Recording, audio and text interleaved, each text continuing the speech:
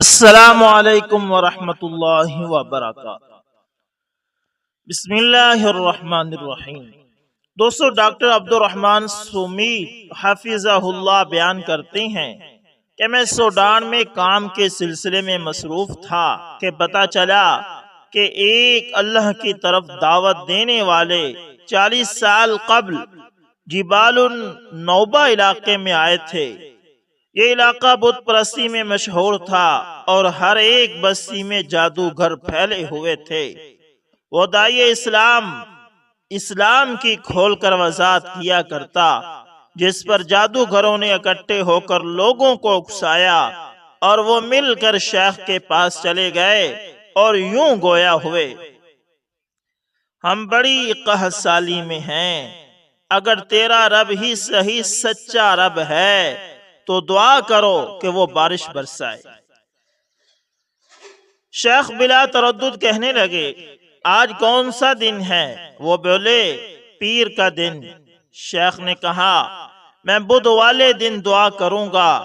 چنانچہ اسی وقت بیٹھے اور نماز اور دعا اور مناجات میں مشغول ہو گئے۔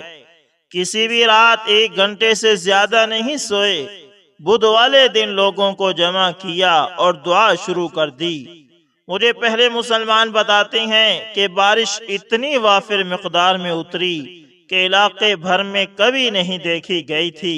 گھر منہدم ہو گئے اور ساری کی ساری بستی صاف ہو کر رہ گئی۔ اللہ اکبر! انسان نما بھیڑیا اور گناہ کی آخری سیڑھی۔ 220 سال کی درخشاں عمر رکھنے والی ایک دوشیزہ طالبہ تھی۔ بڑی خوبصورت، عمدہ اخلاقیات کی مالک اور غریب گھرانے سے تعلق رکھنے والی۔ اس کی ایک دوست تھی جسے وہ بہت پیار کرتی تھی۔ اس کی دوست کا بھائی دین و اخلاق کی کسی بھی رمق اور روشنی سے بے بہرا تھا۔ وہ اپنے مکر و فریب سے اس دوشیزہ کے دل کو مائل کرنے میں کامیاب ہو گیا۔ شیرینی گفتار سے خوش طبعی کرتا اور دوشیزہ اس کی باتوں سے پگھلنے لگی۔ وہ جال میں پھنسی ہوئی اور گناہ سے بری دوشیزہ سے تکمیل خواہش کی منصوبہ بندی کرنے لگا۔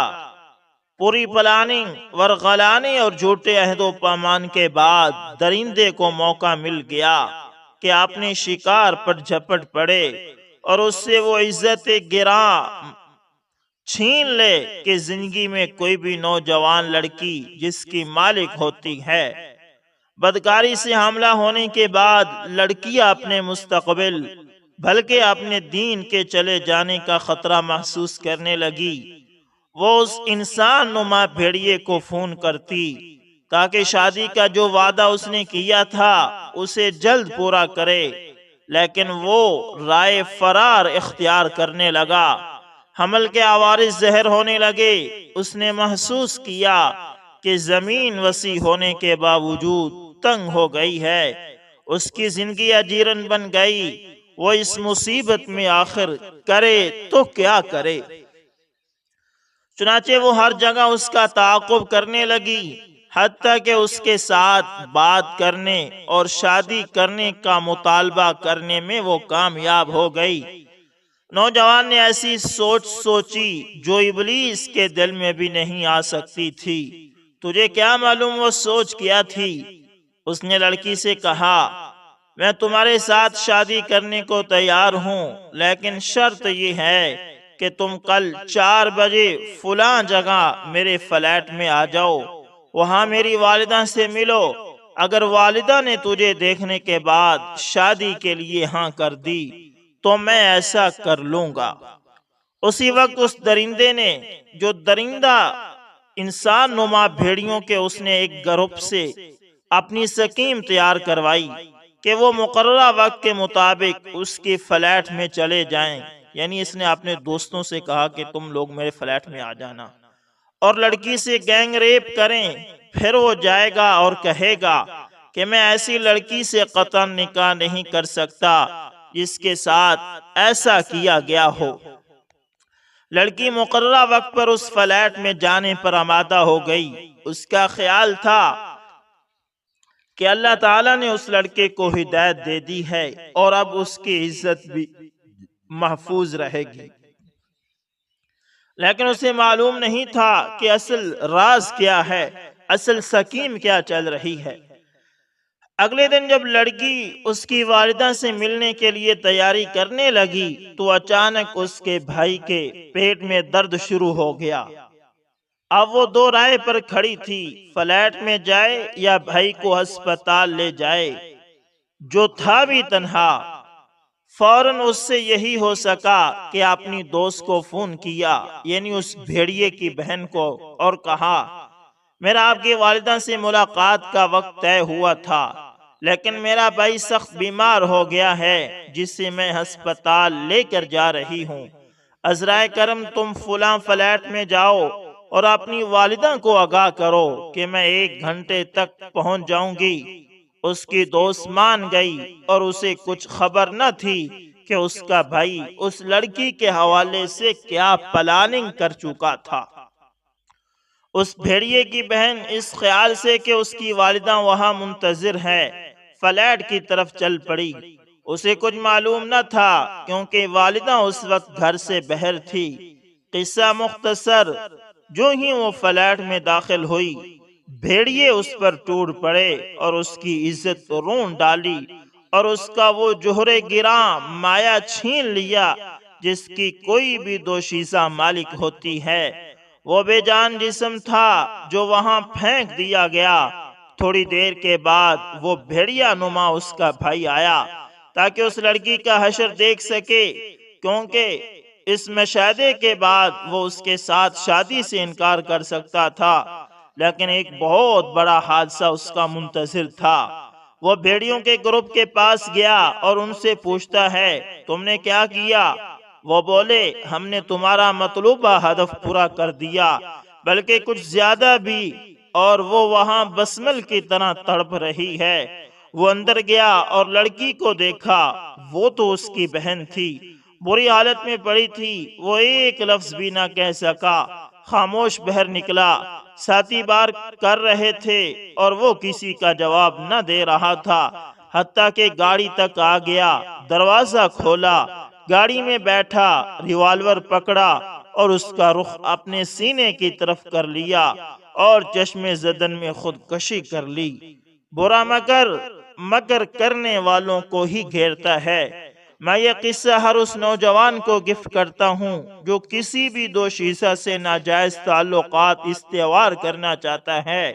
میں اسے کہتا ہوں مسلمان عورتوں کی عزتوں کے بارے میں اللہ تعالیٰ سے ڈرو اور یاد رکھو جیسا کرو گے ویسا بھرو گے، جو بیجو گے وہی کاٹو گے۔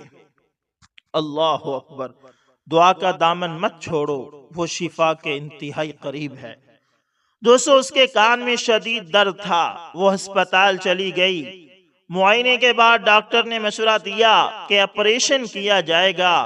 وہ دل میں سوچنے لگی اور چہرہ بے حجاب کرنے سے بچنے کے لیے اس نے انکار کر دیا، یعنی وہ لڑکی باپردہ تھی۔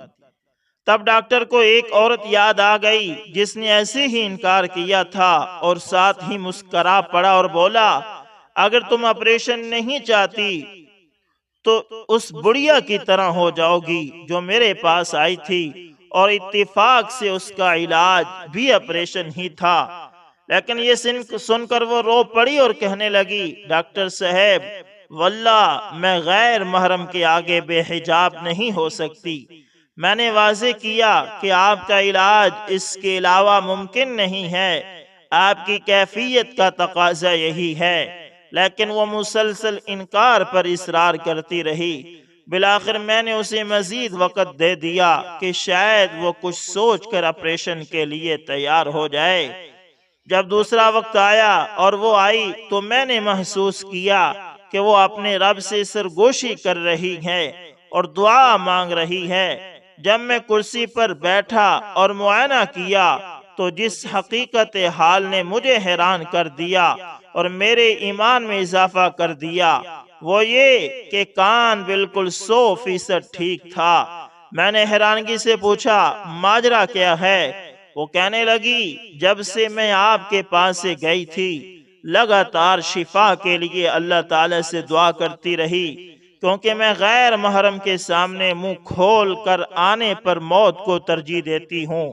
میں نے کہا یقیناً اللہ تعالی ہر چیز پر قادر ہے۔ پھر وہ اس عورت سے کہنے لگا اگر تمہیں بھی آپریشن سے گریز ہو تو اللہ تعالی سے دعا کرو، گریہ و زاری سے کام لو کہ تم کو بھی شفا عطا فرما دے۔ وہ عورت کہنے لگی اس بڑھیا کی مثل کون ہو سکتا ہے؟ شاید وہ بڑی عابدہ اور زہدہ ہوگی، لیکن میں بھی اپنے رب کو پکاروں گی۔ پھر وہ وہاں سے چلی گئی اور اللہ تعالیٰ کے حضور دعا اور مناجات کا سلسلہ جاری کر دیا۔ اس طرح دن گزر گئے اور وہ دوبارہ ہسپتال میں آئی، ڈاکٹر کے پاس آئی جو ایک اور حادثے کا منتظر تھا۔ اس نے معائنہ شروع کیا، گویا میں اس کے پاس ہوں۔ اس کا دل لرزا تھا کہ اس خاتون نے کمال مناجات کی۔ معائنے کے بعد اس کو شرح صدر حاصل ہو چکی تھی اور خوش ہو کر اور اللہ تعالیٰ کا نام ورد زبان بنا کر کہنے لگی، وہ کہنے لگا کان بالکل صحیح ہے اور تمام تعریفیں اللہ ہی کے لیے ہیں۔ عورت خوش ہو گئی اور اس کی زبان پر یہ کلمات جاری ہو گئے، لَكَ الْحَمْدُ يَا رَبِّ فَأَنْتَ عَلَى كُلِّ شَيْءٍ قَدِيرٌ۔ پھر ڈاکٹر سے کہنے لگی میں نے دعا کا دامن نہ چھوڑا اور مجھے اسی ذات نے شفا دے دی جو علیم، خبیر، قریب اور دعا قبول کرنے والا ہے۔ دوستو اس لیے دعا کا دامن کبھی بھی نہ چھوڑیں۔ تو دوستو امید کرتا ہوں ویڈیو اچھی لگی ہوگی۔ اگر آپ ہمارے چینل AS انفارمیشن ٹی وی پر نئے ہیں تو دوستو اس کو لازمی سبسکرائب کریں اور ساتھ میں بیل کا نشان دبانا نہ بھولا کریں تاکہ ہر نئی ویڈیو کا نوٹیفیکیشن آپ لوگوں تک پہنچتا رہے۔ تو دوستو ملتے ہیں کسی نیکسٹ اچھی سی ویڈیو کے اندر، تب تک کے لیے اللہ حافظ، جزاکم اللہ خیر۔